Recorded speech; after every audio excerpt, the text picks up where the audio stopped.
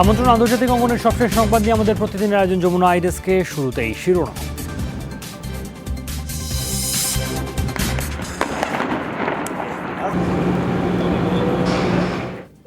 ইরাকে চালানো মার্কিন অভিযানে নিহত ইরানি মেজর জেনারেল কাসেম সোলাইমানি। 3 দিনের জাতীয় শোক। ইরানে প্রতিশোধের হুমকি।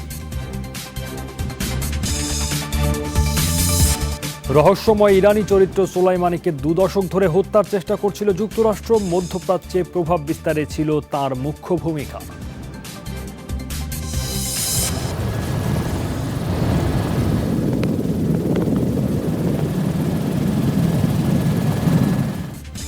অস্ট্রেলিয়ার দাবানলে আটকা পড়াদের উদ্ধারে শুরু হয়েছে নৌবাহিনীর তৎপরতা। নিহত 19, নিখোঁজ 28। এসব খবরে বিস্তারিত সাথে আছে সৌমিত্র সুখ। আবারও কি যুদ্ধের মুখোমুখি ইরান যুক্তরাষ্ট্র? বৃহস্পতিবার রাতে ইরাকের বাগদাদ আন্তর্জাতিক বিমানবন্দরে রকেট হামলা চালায় মার্কিন সেনাবহর। পেন্টাগনের দাবি, প্রেসিডেন্ট ডোনাল্ড ট্রাম্পের সরাসরি তত্ত্বাবধানে পরিচালিত হয় এই অভিযান, যাতে প্রাণ হারান ইরানের ইসলামিক রেভলিউশনারি গার্ড IRGCর মেজর জেনারেল কাসেম সোলাইমানি। ইরাকের আধাসামরিক বাহিনীর প্রধান সহ মারা গেছেন 2 দেশের আরও 6 সেনা কর্মকর্তা। তেহরানের হুমকি, আগ্রাসী আচরণের জন্য দৃষ্টান্তমূলক শাস্তি পেতে হবে ওয়াশিংটনকে। এরই মাঝে জরুরি ভিত্তিতে মার্কিন নাগরিকদের ইরাক ত্যাগের নির্দেশ দিয়েছে ট্রাম্প সরকার। রাতের আধারে শক্তিশালী রকেট হামলা নাড়িয়ে দেয় বাগদাদ আন্তর্জাতিক বিমানবন্দর। মুহূর্তেই পুরো এলাকায় ছড়িয়ে পড়ে আতঙ্ক। অবশ্য বিশ্বের জন্য অপেক্ষা করছিল আরও বড় চমক। কিছুক্ষণ পরেই পেন্টাগন ও হোয়াইট হাউসের বিবৃতি, হামলায় নিহত হয়েছেন ইরানের elite force Islamic revolutionary guard IRGCর মেজর জেনারেল কাসেম সোলাইমানি। বাগদাদে চলমান অস্থিরতা এবং মার্কিন সেনাবহর মোতায়েনের সবশেষ পরিস্থিতি পর্যবেক্ষণে যান তিনি।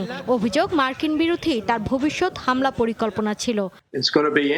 ইরাক ইরানের জন্য এটা যুক্তরাষ্ট্রের শক্তিশালী বার্তা। কয়েকশো মানুষকে হত্যার পরিবর্তে একজন প্রভাবশালী ব্যক্তির মৃত্যু দিতে পারে কার্যকরী সমাধান। কারণ মার্কিনীদের হত্যা বা দূতাবাসের ওপর হামলা কোনোভাবেই বরদাস্ত করব না আমরা। প্রেসিডেন্ট নিজে যখন অভিযান পরিচালনা করেছেন, তখন বুঝতে হবে এর গুরুত্ব। দাবি, মার্কিন প্রেসিডেন্টের সরাসরি তত্ত্বাবধানে পরিচালিত হয়েছে এ অভিযান। সোলাইমানির সাথে থাকার কারণে প্রাণ হারিয়েছেন ইরাকি আধাসামরিক বাহিনীর প্রধান আবু মাহদি আল মুহান্দেস। ছিলেন 2 দেশের আরও কয়েকজন সেনা কর্মকর্তা। সোলাইমানির মৃত্যুতে 3 দিনের রাষ্ট্রীয় শোক ঘোষণা করেছে ইরান। সর্বোচ্চ নেতা আয়াতুল্লাহ আল খামেনির হুমকি, হত্যাকাণ্ডের সাথে জড়িতদের জন্য অপেক্ষা করছে দৃষ্টান্তমূলক শাস্তি। যুক্তরাষ্ট্রের আচরণ নিঃসন্দেহে সন্ত্রাসবাদী, যা ইরাকের সার্বভৌমত্ব লঙ্ঘন করেছে। কড়াই গণ্ডায় এর জবাব দিতে হবে ট্রাম্প প্রশাসনকে।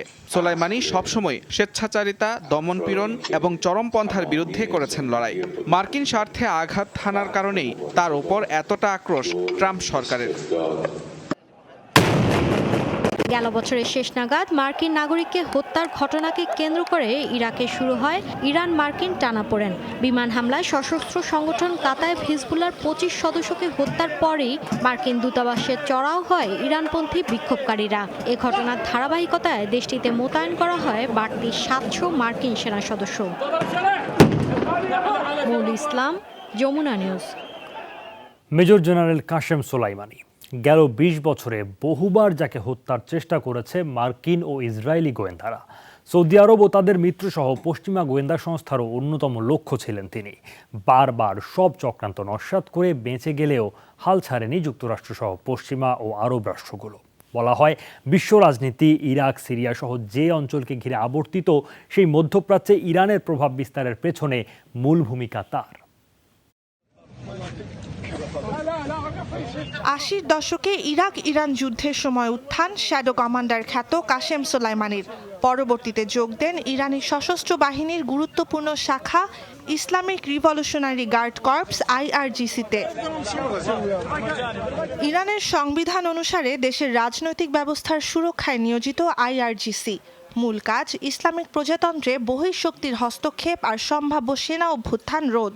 গেল 2 দশক এই IRGCর অভিজাত কুদস ফোর্সের প্রধান ছিলেন কাসেম সোলাইমানি।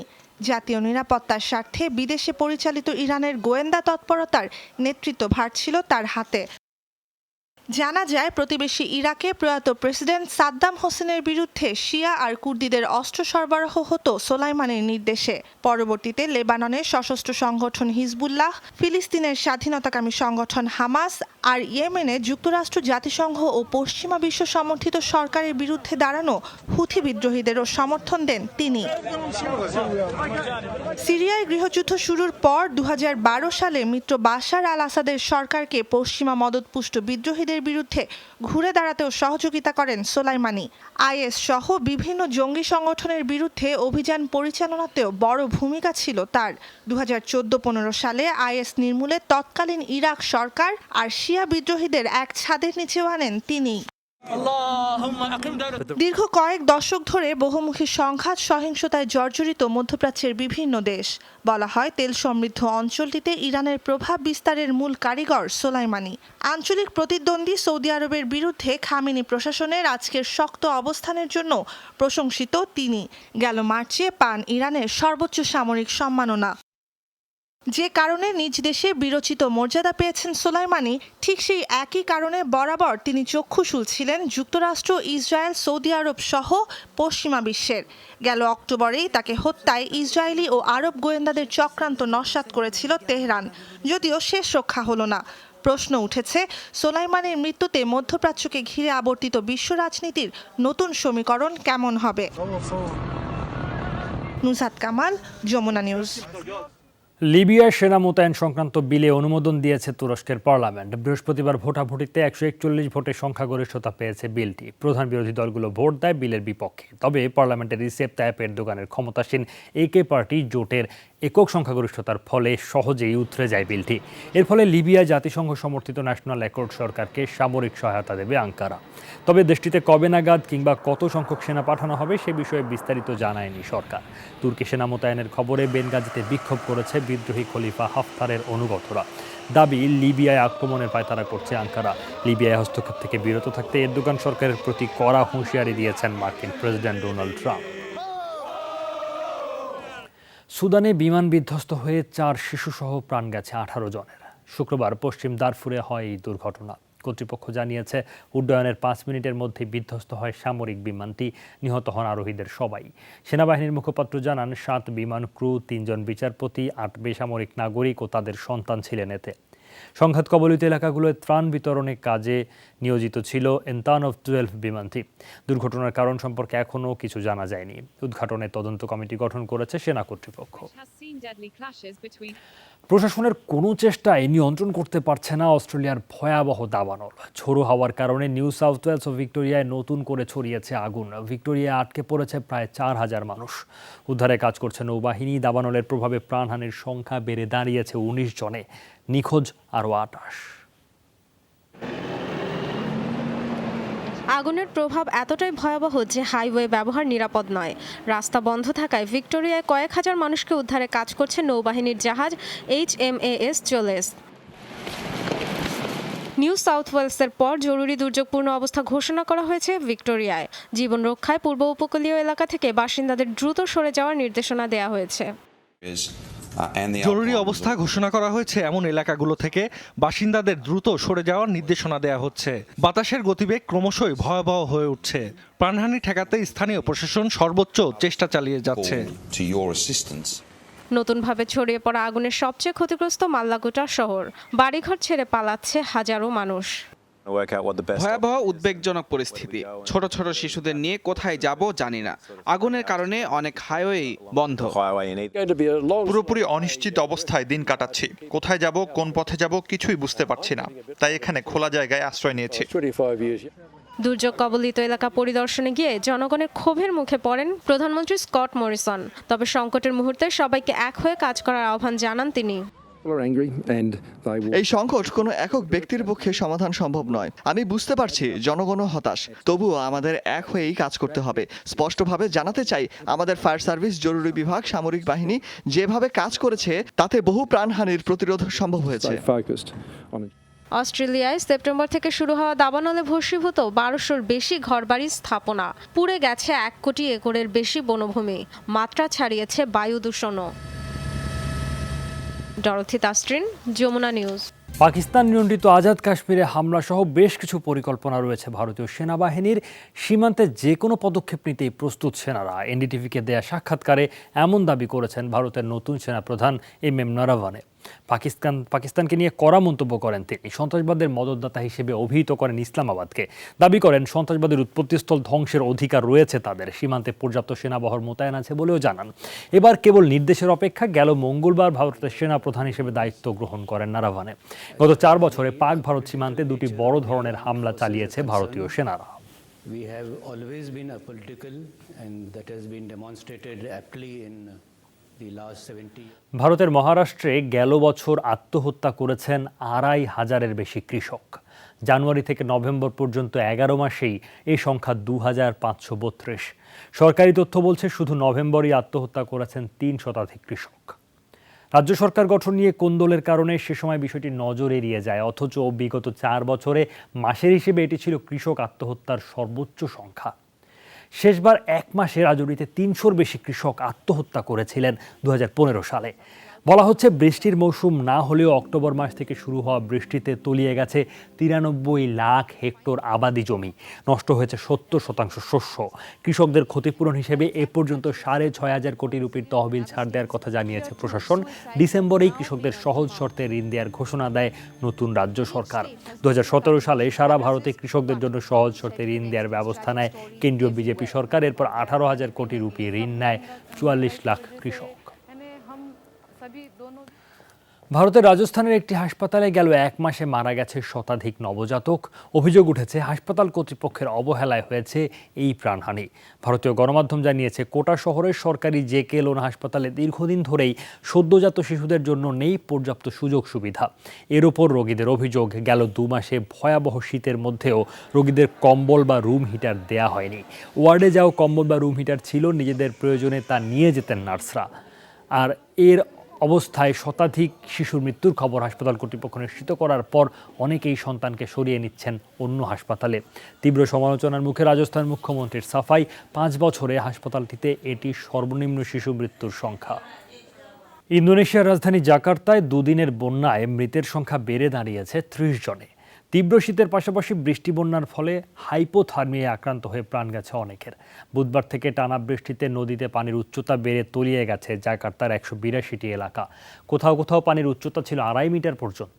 এর মধ্যে বগুড়ার দেপোক জেলায় হয়েছে ভূমিধস। বৃহস্পতিবার সন্ধ্যা নাগাদ পানি অনেকটা নেমে গেছে বলে জানিয়েছেন জাকার্তার গভর্নর। ঘরবাড়ি তলিয়ে যাওয়ার শুরুতে বিভিন্ন অস্থায়ী আশ্রয় কেন্দ্রে গিয়ে ওঠেন প্রায় 35,000 মানুষ। পরিস্থিতির উন্নতি হয়, অনেকেই বাড়িতে ফিরতে শুরু করেছেন। বিমানবন্দরে কার্যক্রম শুরু হয়েছে। রানওয়েতে পানি ওঠায় স্থানীয় বিমানবন্দরটিতে বিমানের ওঠানামা স্থগিত রাখা হয়েছিল যাতে আটকা পড়েন 20,000 যাত্রী। মার্কিন হামলায় ইরান ও ইরাকের শীর্ষ সেনা কর্মকর্তাদের প্রাণহানির ধাক্কা লেগেছে আন্তর্জাতিক তেলের বাজারে। শুক্রবার অপরিশোধিত জ্বালানির দাম 1 লাফে বেড়েছে 4% বেশি। আন্তর্জাতিক বেঞ্চমার্ক ব্রেন্ট ক্রুড ফিউচার্সের তেলের দাম ব্যারেল প্রতি প্রায় 3% বেড়ে দাঁড়িয়েছে $69.16, যা গেল 3 মাসের সর্বোচ্চ। ইউএস ওয়েস্ট টেক্সাস ইন্টারমিডিয়েটের অপরিশোধিত তেলও ব্যারেল প্রতি প্রায় 3% বেড়ে বিক্রি হচ্ছে $62.94। ধারণা করা হচ্ছে মধ্যপ্রাচ্যে চলমান উত্তেজনার ফলে বিশ্ববাজারে তেল সরবরাহে ঘাটতির শঙ্কায় বাড়ছে দাম। তেলের দর বৃদ্ধির নিম্নমুখী প্রভাব পড়েছে হংকং, সাংহাই, টোকিও সহ এশিয়ার প্রধান পুঁজিবাজারগুলোতে। পেনশন স্কিম সংস্কার বিল বাতিল সহ নানা দাবিতে আন্দোলন অব্যাহত ফ্রান্সে। বৃহস্পতিবার সরকারি তেল পরিশোধন কেন্দ্রের সামনে বিক্ষোভে যোগ দেন এই খাতের কর্মীরা। বিভিন্ন শ্রমিক সংগঠনের পাশাপাশি আন্দোলনে যোগ দেন সাধারণ কর্মীরা ও ঘোষণা দেন 2 দিনের কর্মবিরতির। অবসর গ্রহণ সংক্রান্ত নতুন সরকারি নীতিমালা বাতিলের দাবিতে স্লোগান দেন তারা। সরকারকে আলোচনায় বসার আহ্বান জানায় শ্রমিক সংগঠনগুলো। দাবি আদায় না হলে লাগাতার অবরোধ সহ আরও কঠোর পদক্ষেপের হুঁশিয়ারি আন্দোলনকারীদের। যুদ্ধবিধ্বস্ত সিরিয়ার শিশুদের বিনোদনের জন্য অভিনব প্রকল্প চালু করেছে শিশু বিষয়ক সংস্থা SOS চিলড্রেন্স ভিলেজ। শিশুদের নির্মল বিনোদনের সুযোগ করে দিতে সংস্থাটির উদ্যোগে গড়ে তোলা হয়েছে স্কেট পার্ক।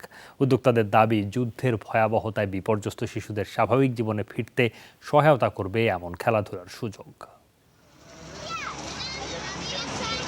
স্কেটিং সিরিয়ার শিশুদের কাছে একেবারেই নতুন অভিজ্ঞতা, তাই বারবার পড়ে গিয়েও আগ্রহের কমতি নেই তাদের। যুদ্ধবিধ্বস্ত দেশটির কুৎস্তায়ার শহরে তৈরি হয়েছে এই স্কেট পার্ক। SOS চিলড্রেন্স ভিলেজের উদ্যোগে জার্মান ভিত্তিক অলাভজনক প্রতিষ্ঠান স্কেট এইড তৈরি করেছে পার্কটি। মাত্র 1 মাসেই এটি এখন শিশুদের কাছে দারুণ জনপ্রিয়। শুরুতে জানতাম না এটা কি, স্কেটবোর্ডের উপরেই বসে পড়তাম। এখন একটু একটু শিখছি। পড়ে গিয়ে প্রায়ই হাতে পায়ে অনেক ব্যথা পাই, তবে পুরো আয়ত্তে না আসা পর্যন্ত চেষ্টা চালিয়ে যাব। বছরের পর বছর ধরে যুদ্ধ আর সহিংসতা দেখে বড় হওয়া শিশুদের সুস্থ বিনোদনের সুযোগ দেয়াই এ প্রকল্পের উদ্দেশ্য। আমার মনে হয় সংঘাতপূর্ণ দেশটির শিশুদের জন্য এই খেলাটি সবচেয়ে উপযুক্ত। জীবন মানেই যে চড়াই উতরাই, স্কেটবোর্ড সে শিক্ষাই দেয়। বারবার পড়ে গেলেও আবার উঠে দাঁড়ানোর উৎসাহ পাওয়া যায়। শিশুদের স্কেটবোর্ড সহ প্রয়োজনীয় সরঞ্জাম সরবরাহ, প্রশিক্ষণ সবই চলে প্রকল্পের আওতায়।